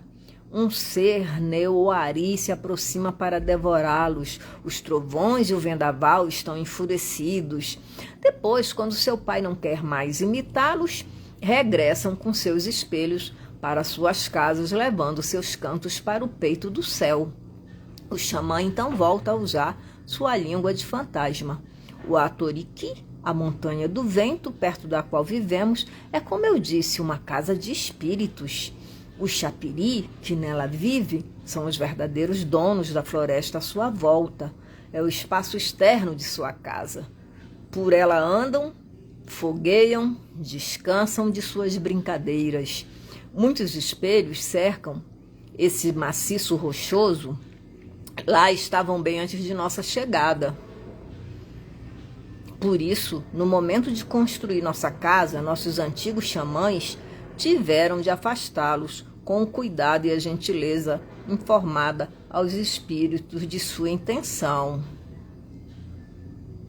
O sítio de Atoquiri, o Atoquiri, é também cercado de muitos caminhos pertencentes a todos os espíritos, dos animais, das árvores e das águas. Gente comum não vê os espelhos, mas para o chapiri eles são tão visíveis quanto é para nós a praça central de nossa casa. Cobrem a floresta em toda a sua extensão. E nós humanos vivemos no meio deles, sem nos darmos conta. Os espíritos estão o tempo todo indo e voltando, e correndo com alegria, por eles produzindo uma brisa fresca. Assim é. O vento não surge do nada na floresta, como pensam os que ignoram a existência do chapiri. Vem do movimento da corrida invisível dos espíritos que nela vivem. Em todos os lugares onde vivem humanos, a floresta é povoada de espíritos e animais.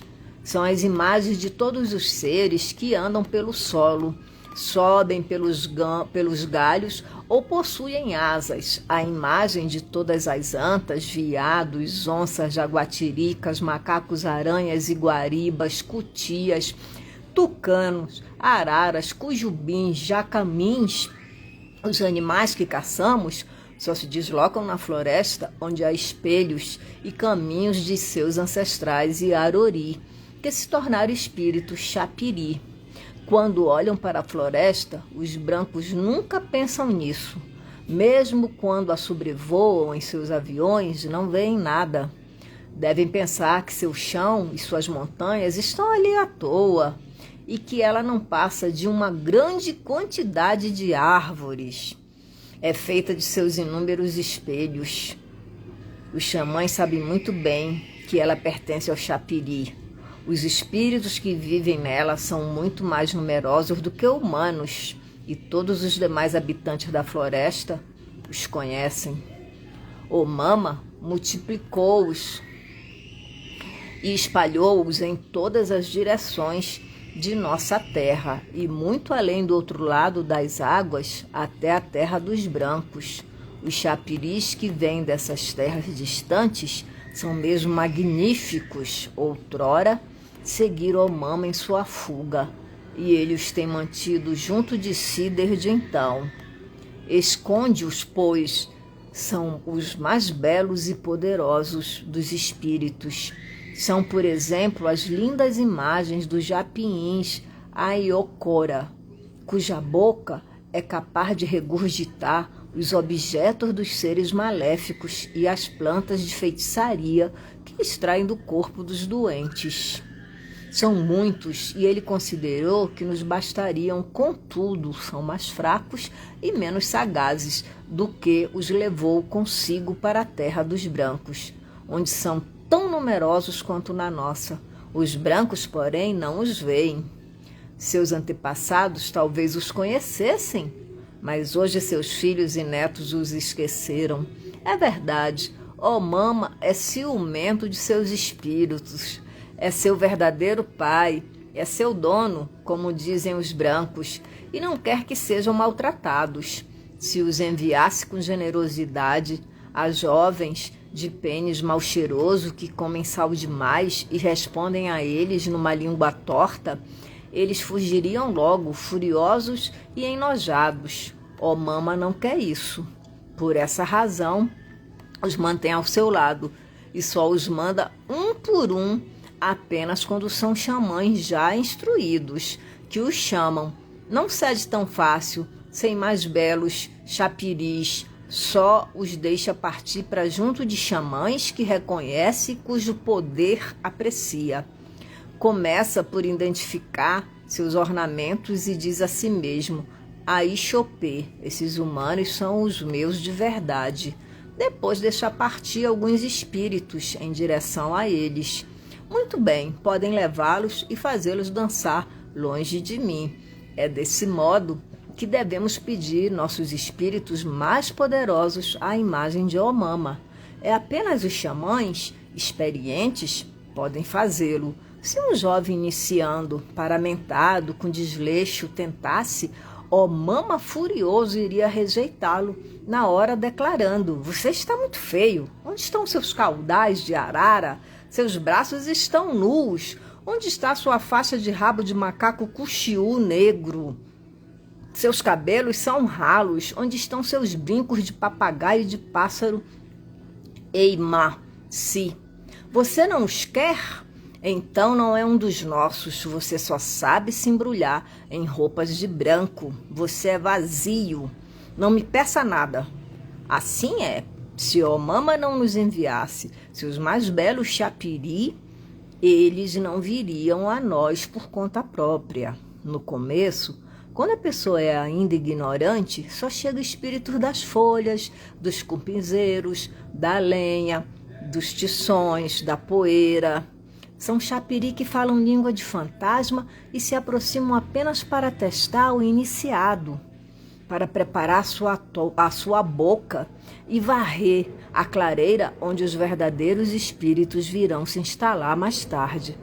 Omama só nos envia espíritos realmente capazes de enfrentar as doenças e as fumaças de epidemia quando nos tornamos xamãs experientes, capazes de enfrentar as doenças e as fumaças. No final, quando ficamos mais velhos, temos o peito mais robusto, ele faz chegar a nós os poderosos espíritos do Japim Aiokora, vindos de muito longe, os poucos chapiris que Omama nos concede. No início, vão chamando outros de casa em casa, ao longo de todo o seu caminho, e os atraem com eles. São muito poucos no começo, mas devagar suas vozes se juntam umas às outras e vão aumentando conforme avançam em nossa direção. enfeitados com ornamentos luminosos, juntam-se numa vasta tropa que emite altos clamores. Quando passa diante da casa de outros espíritos, estes são contagiados por sua empolgação e perguntam: aonde vão tão animados? Então são convidados a se juntar ao grupo que vai crescendo cada vez mais. Vamos dançar na casa dos fantasmas, venham conosco. Lá todos juntos, é assim que acontece. Quando respondemos com empenho aos cantos dos chapiri que vêm a nós, eles vão ficando cada vez mais numerosos e cada vez mais eufóricos. No final, é uma multidão que chega para fazer uma dança de apresentação.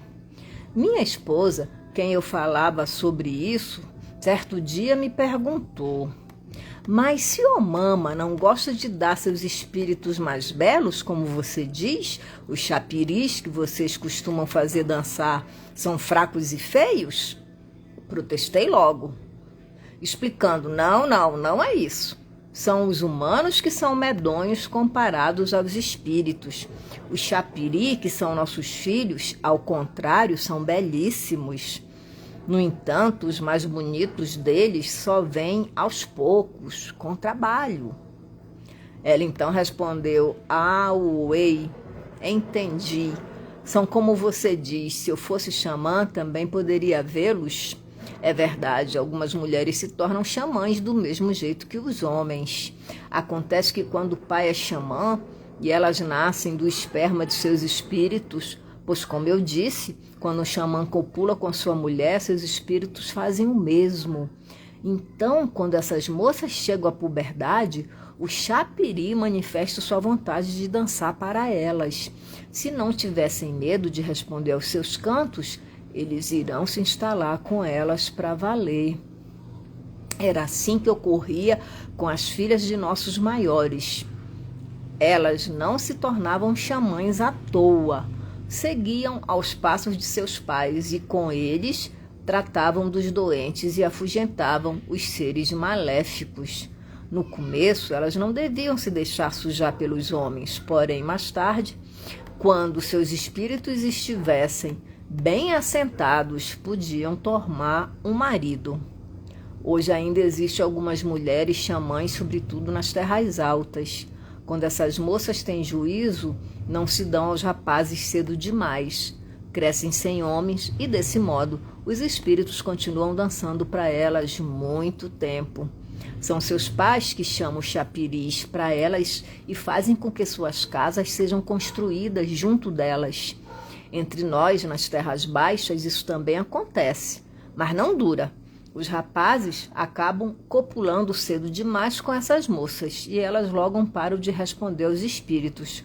Foi o que aconteceu com a filha que meu padrasto, quase que não sai padrasto, teve com uma mulher Xamaia Ari, no rio Parauaú. Seu pai era um grande xamã. Ela começou a ver e fazer dança e a dançar o chapiri como ele, mas era muito bonita. Os homens a desejavam demais e o cheiro de pênis deles os espantou. Se não fosse por isso, ela teria se tornado uma xamã de verdade. É interessante que a espiritualidade está relacionada, né, à virgindade aí, a essa pureza sexual. É o voto de castidade, né, espiritual dos Yanomami.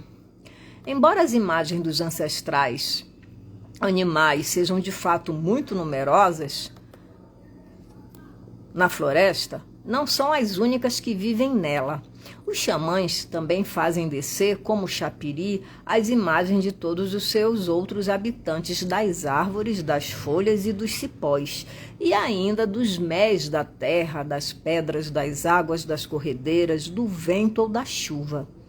Não são menos numerosas e quando chegam juntas para fazer sua dança de apresentação, são mesmo magníficas. Os xamãs podem ainda fazer dançar a imagem dos seres maléficos Neuari, que nos devoram como caça na mata.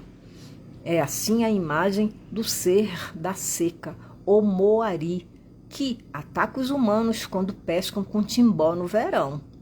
e do ser do anoitecer, o Eiaueiari, ladrão de imagem das crianças, que ficam brincando fora de casa até tarde. Podem também chamar o espírito Sucuri, Ocarimari, que mata as mulheres, fazendo-as abortar, e o espírito do antigo fantasma, Poretapiri, que nos atinge com suas pontas de flecha com curare. São espíritos perigosos e ferozes que ficam com raiva quando estão com fome ou lhes falta tabaco. No entanto, nem todos os chapiris são habitantes da floresta. Alguns são imagens de seres que moram nas costas do céu ou mais além. Também são temíveis, como o espírito gavião Coimari, que talha as crianças com seu facão afiado. O espírito borboleta Iapimari, que leva embora suas imagens, ou o espírito raio Iapirari, que se faz descer com raiva no estrondo de luz, para assustar os inimigos. Ainda o espírito Sol Motokari, da boca cheia de sangue, que provoca febre nas crianças, amarrando-as com algodão escandaloso, com algodão escaldante, fiado por sua esposa, antes de devorá-las. É também as imagens dos seres do céu que chamamos Tukirimamosi. Esse céu transparente, frágil, fica muito além do que podemos ver com nossos olhos. É habitado por seres, moscas, poori, seres insetos, o aucinari, e seres urubu, o atupari e Acoacori, no mundo debaixo da terra, onde reinam a escuridão. É uma chuva sem fim de tudo que é podre. No entanto, muitos outros chapiri vêm de lá. Esses são as imagens dos ancestrais Aopatari, que devoram as substâncias de feitiço e os seres maléficos jogados pelos xamãs em suas curas. Há ainda o ser do caos, Chiuaripó, com seus espíritos queixada Titiri, o espírito da noite, Rueri, o espírito do tempo encoberto, Motuuri, e o das águas subterrâneas. Os chapiri costumam ser magníficos de ver, como o espírito do vendaval, Iariporari, que dança com leveza em meio a turbilhões de penugem branca, agitando imensas folhas de palmeira ou coci, desfiadas que ondulam em seu sopro poderoso. Por outro lado, as imagens dos seres maléficos, Neuari, podem ser apavorantes, como, por exemplo, a do espírito onça, Framari, que brande seu facão afiado espalhando fagulhas, ou do espírito algodão, Chinarumari, com suas garras, seus ornamentos candentes, sua longa cauda venenosa. Há também as imagens espantosas do fantasma de xamã morto, Poreporari, com seu crânio careca e seu rosto descarnado. É a do espírito lua, Poriporiri, com sua barba rala e seus caninos afiados. Há ainda a do ser das cheias, Riori, de corpo peludo e purulento. A da sucuri, Ocarimari, cuja rede exala um fedor apimentado e que dança em seu caminho de brasa com seu enorme pênis em ereção. Ou a do grande ser gavião, Arapocó, de olhos vidrados que balançam um longo algodão incandescente com que amarra suas presas. Quando alguém se torna xamã e vem dançar pela primeira vez, esses chapiri maléficos são mesmo muito assustadores. Porém, depois que amarram suas redes em nossa casa de espíritos, acabamos nos acostumando com eles, apesar deles continuarem sendo ferozes e briguentos. Assim, as imagens que os xamãs fazem dançar são sem número, e suas palavras são mesmo infindáveis. Existem ainda muitos outros chapiri, dos quais nem falei, como os espíritos do céu, tucarari, que vêm e vão, numa claridade ofuscante, com as cabeças cobertas de penugem imaculada, e as mulheres espíritos, o Aicaioma, que flecham as miçangas e os espíritos das árvores de cantos Amoairi. E a imagem do menino vingador, o Eri, que nos ensinou a guerra no primeiro tempo, e a de Remori, o espírito zangado, que deu aos brancos sua língua emaranhada. Há ainda os chapiri ancestrais dos brancos, criados por Omama, que chamamos Napenaperi. E ainda o antigo espírito guerreiro, Ayamori, e o Achiari, o espírito de morte que engole o sopro de vida dos inimigos. Existem, inclusive, espíritos de morte dos cães, dos Kimari, das panelas, Capacari e do fogo, o Aqueri. Essas palavras sobre os seres cujas imagens fazemos dançar não acabam nunca. Nenhum gravador jamais esgotará a multidão de suas palavras. Achei muito interessante ele falar aqui, né, a imagem do menino vingador, o Eoeri, que nos ensinou a guerra no primeiro tempo, a de Remori, o espírito zangão que deu aos brancos sua língua emaranhada. É emaranhada mesmo, né? Porque no Brasil, o nosso idioma, a nossa língua, não era a portuguesa. Então, nós nos emaranhamos aí com tantas coisas do colonizador. O chapiri de um xamã o chamam de pai, porque permanecem junto dele, que os alimenta de pó de acoana. Não o chamo de nenhum outro modo. Se o pai não os incomodar com o cheiro de folhas de mel que enfeita as braçadeiras das mulheres, se imitar seus cantos com acerto e se beber iacoana frequentemente para fazê-los dançar, os espíritos satisfeitos ficam com ele. Bem alimentados, exclamam com alegria: nosso pai nos trata bem, sabe responder às nossas palavras. Se ao contrário, ficam com fome e irritados, se sentem maltratados e acabam fugindo de volta para o lugar de onde vieram, para nunca mais voltar. A iacoana é seu verdadeiro alimento. Quando seu pai a bebe, fartam-se dela através dele. Morrem sob seu efeito, do mesmo modo que ele. Então ficam muito felizes e seus cantos se tornam esplêndidos. Quando eu era mais novo, ficava me perguntando se os chapiri podiam morrer, como os humanos.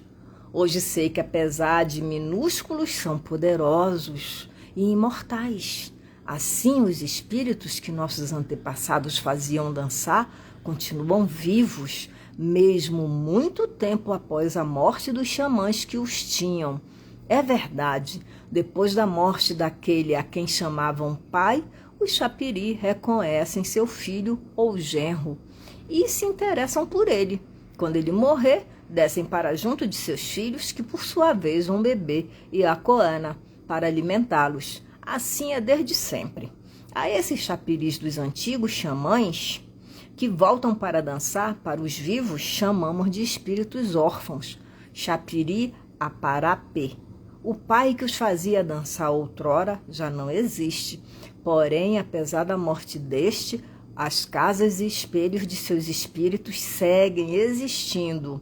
Seus olhos, seus adornos de plumas, sua pintura de urucum são sempre magníficos. Eles continuam gostando dos humanos e persistem em descer para perto de nós. Assim, quando um antigo xamã, ainda em vida, indica um rapaz aos olhos de seus chapiris, estes o reconhecerão e descerão para junto dele quando seu pai morrer. Eu tenho poucos desses espíritos órfãos, pois no tempo em que nossos antigos ainda viviam, eu ainda não bebia iacoana. Não puderam me dar seu chapiri antes de morrerem, portanto eles não se lembram de mim. Na verdade, o único grande xamã que morreu entre nós há algum tempo me apresentou a seus espíritos em vida Eles reconhecem em mim os ornamentos de seu falecido pai, os tufos de penas paixi de suas braçadeiras, suas faixas de rabo de macaco cuxiú negro e os rastros de seu urucum. Por isso continuam descendo a mim. Esses espíritos caparapê se parecem muito com seus finados pais. Assim, quando vêm dançar em frente, em forma de fantasma, vemos através deles os antigos xamãs que os tinham, e suas lembranças voltam a nós com muita saudade. Não pense que os chapiris são apenas espíritos homens. Numerosas mulheres, espíritos, também fazem sua dança de apresentação para os xamãs. Nós a chamamos de Yarori Oama-P, as mulheres espíritos animais, e também as mulheres espíritos Ueioama-P. São as filhas irmãs, noras e esposas do chapiri. Dentre elas, muitas são belíssimas jovens mulheres espíritos, Coati, mas sobretudo mulheres espíritos cipó-cumi, hábeis ao preparo de encantamentos amorosos. Os espíritos homens só executam suas danças de apresentação, depois de terem sido atraídos por esses espíritos mulheres que os precedem. Seus feitiços alegram-nos e assim elas conseguem fazer com que as sigam, mesmo os que estão com preguiça ou emburrados. Nossas esposas e até nossas filhas moças parecem bem feiosas em comparação com as mulheres espíritos, que são capazes de fascinar e provocar ciúmes em todos os chapiris. Elas são de fato maravilhosas. Têm lindos olhos puxados, seus cabelos negros são muito finos, suas franjas são realçadas por uma linha de penugem de um branco luminoso. Os bastonetes que enfeitam suas bocas são decorados com pequenas penas pretas de cristas de mutu. Os lóbulos de suas orelhas são enfeitados com flores brancas das árvores uerinaí. As flores vermelhas das árvores ataí, com caudais verdes de papagaios uerê e penas multicolores do pássaro uaçá-maci. Sua pele macia é pintada com urucu brilhante. Dançam com muita graça, às vezes com seus bebês nas costas, dormindo na tipóia. Os chapiri homem se apaixonam por elas sem dificuldade. Por isso, essas mulheres espíritos sempre os precedem. Eles se juntam com muita pressa para segui-las, vindo de todos os lados, cada vez mais numerosos, nunca dançam sozinhos entre eles. Seu olhar atraído pela grande beleza dessas mulheres espíritos que os seduz e os apaixona.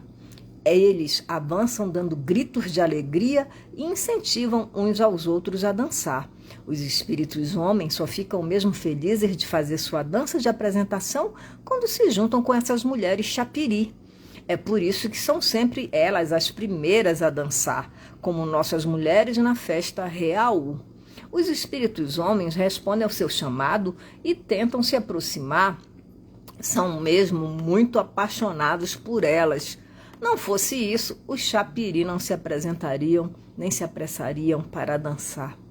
Os espíritos não são como os animais, nem como os humanos. São outros. Não bebem água dos rios, nem comem carne de caça, detestam tudo que é salgado ou grelhado e só gostam de coisas doces. Os espíritos abelha se alimentam do néctar de flores, como os das árvores paí-ri, orotoreá, cocirri, chitopari-ri, maci-ra-nari-corri. Os espíritos vespa preferem suco de bananas maduras. Os espíritos macaco-aranha, tucano, mutum, jacamim, bebem o suco das frutas das palmeiras rocô-si e maimá-si, ou das árvores raí-ri, xaracaí e apiaí. Já os espíritos anta obtêm a imagem de sua gordura a partir dos frutos da árvore oroxi-i. Não se pode pensar que os alimentos dos espíritos animais são iguais aos nossos. Eles se alimentam das imagens do que chamamos nerope, a riqueza da floresta. São alimentos de verdade, ao mesmo tempo saborosos e livres de qualquer sujeira. Bebem apenas a água perfumada que vem das montanhas altas. É por essa razão que até seus excrementos perfumam. Que vem, os nossos empesteiam, porque a caça que comemos se decompõe em nós. Já o corpo do chapiri não contém nenhuma carne podre, de modo que mesmo seus peidos espalham um perfume agradável. Aliás, eles costumam cheirá-los nas mãos em concha. É para eles uma energia que não querem perder. Os odores de nossos alimentos e a fumaça do mel nos braços de nossas mulheres os enoja. Entre eles, apenas os espíritos onça devoram a caça, ao passo que dos seres maléficos, como o espírito gavião coimari, são também comedores de homem, assim como os espíritos urubu, que vêm de além do céu e têm um apetite insaciável por gordura humana. Esses chapiri são perigosos e podem voar muito longe para devorar as crianças de casas desconhecidas. Às vezes chegam a atacar adultos e até xamãs. São cruéis, não se alimentam de flores, longe disso. Os chapiri apreciam o tabaco tanto quanto nós. Seus rolos de tabaco, porém, não se aparecem nada com os nossos. São minúsculos e de uma brancura resplandecente. Fabricam-nos com folhas de tabaco celeste, do espírito lagarta e oropori, os espíritos do jupará, do guariba, das abelhas, das borboletas e dos lagartos. Todos usam esse tabaco, assim como o espírito lua poroporiri e o espírito trovão e arimari. Mas é sempre o espírito do grande caracol, o arama acá, que tem a brejeira mais grossa e mais úmida. Assim, quando falta tabaco aos velhos chapiri, o tempo fica encoberto. Ficam irritados e param de trabalhar para segurar a chuva e o vento que vão ganhando força, mas quando ficam satisfeitos e apaziguados por um bom rolo de folhas de tabaco debaixo do lábio, acalmam-se e o tempo clareia. Os chapiri são também guerreiros, valentes. Suas armas são muito perigosas, possuem bordunas pesadas e lâminas de ferro imensas que chamamos ciparari, como as que são agitadas pelos espíritos cobra, cari, irimá, kiki, e pelos espíritos jacaré durante suas danças de apresentação. São como saberes de poder. Não se aparecem nada, porém, com as espadas que os brancos conhecem. Altas como o céu, são luminosas e brilhantes como espelhos. São feitas de outro aço afiado e cortante que é o pai do metal. Por isso suas feridas são tão mortais para os seres maléficos Neuari. Outros espíritos, como dos escorpiões, das vespas, também disparam sobre eles flechas com pontas embebidas em curare. A picada desses insetos por acaso não é dolorosa? Certo, chapiri, como o espírito preguiça, possui espingarda vinda dos espíritos ancestrais dos brancos, os napinaperi. Ameaçam com elas os trovões para silenciá-los e abrem fogo sobre os neuari e seus cães de caça. Outros chapiri lutam com lanças, como o espírito da arraia e a amara acá. O ferrão desse peixe é perigoso, não? Outros ainda, como os espíritos morcego, utilizam zarabatanas para soprar plantas de feitiçaria sobre seus adversários. Outros, enfim, como o espírito do escaravelho, maica, lançam todo sobre os seres maléficos bolas de piche, maicoco, em chamas, ou como o espírito pedra, maari, esmagam-nos com seu próprio peso. É com essas armas que os chapiris se esforçam para nos curar. É com suas presas afiadas que o espírito queixada despedaça os seres maléficos que se apoderam das imagens das crianças. É com suas mãos habilidosas que os espíritos macaco-aranha desfazem os nós dos laços de algodão que as mantêm presas. Do mesmo modo, são as mandíbulas dos espíritos dos peixes pequenos e a aracaci que retalham os rastros de doença. Como os peixinhos disputam os restos de caça, a batida jogada nos igarapés. Depois os espíritos abelha e formiga os devoram aos poucos, do mesmo modo que esses insetos se juntam sobre o sangue dos animais que estão sendo trinchados. Os espíritos poraqué, por fim, são capazes de fulminar a epidemia Xauara com seus raios, ao passo que o espírito lua a dilacera com suas presas afiadas. Acontece também, muitas vezes, de os chapiri guerrearem para nos protegerem de outros espíritos hostis, enviados por xamãs inimigos distantes.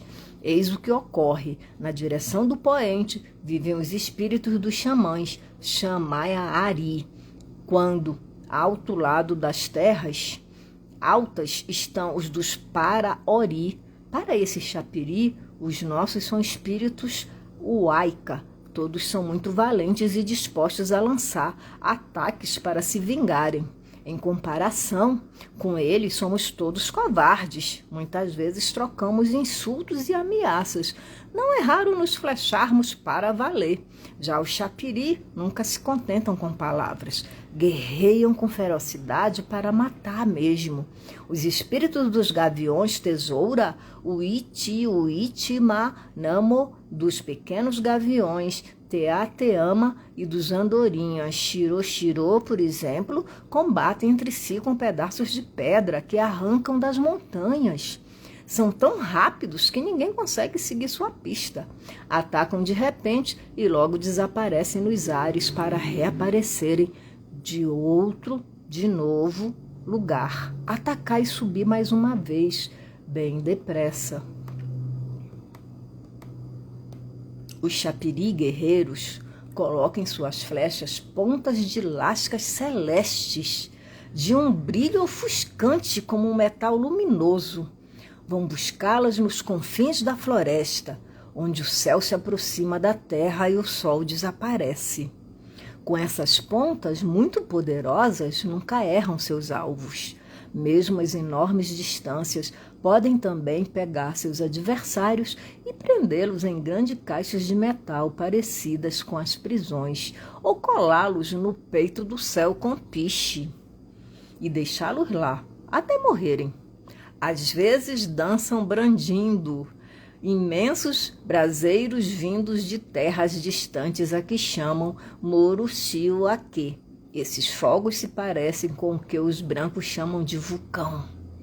Queimam e devastam tudo em sua passagem. Os espíritos os usam para aterrorizar seus inimigos e incendiar suas casas. Assim é quando os chapiri, enviados por xamãs inimigos, se aproximam de nós. Nossos espíritos os combatem com uma valentia implacável. Aqui o Davi Copenau encerra essa narrativa dos ancestrais animais. Na próxima semana, nós vamos dar continuidade às nossas narrativas propostas, vamos falar da cobra grande e vamos retomar aí o Davi Copenau com a Casa de Espíritos, continuando com a sua narrativa cheias de fantasmagorias, muito mais que fantasmas, porque nós não os vemos. Não é mesmo? Ele afirma isso o tempo inteiro, que os não indígenas não veem esses fantasmas, os chapiris, que são espíritos que só se aproximam de quem eles escolhem. Então aí existe todo esse processo mesmo, né, de perceber a aura dessa narrativa, né, o poder dela de transmitir uma cultura completamente desconhecida para nós. Eu acho que isso é o que a gente entende como aquele texto coloca, né? O espírito da Amazônia. Esse é o espírito em que as pessoas estão completamente conectadas ao rio, à floresta e ao céu, né? Ao peito do céu, como ele sempre mostra, que não é esse céu aí que a gente olha, é um céu mais profundo e mais espiritual. Se as senhoras não tiverem perguntas, eu agradeço mais uma vez a paciência e a companhia nessa jornada e desejo um ótimo fim de semana. Bom, assim ficamos, né, com mais um sábado. Que todos vocês aí aproveitem bem esse final de semana. Gratidão. Um grande abraço, Fátima. Abraços, Elissandra.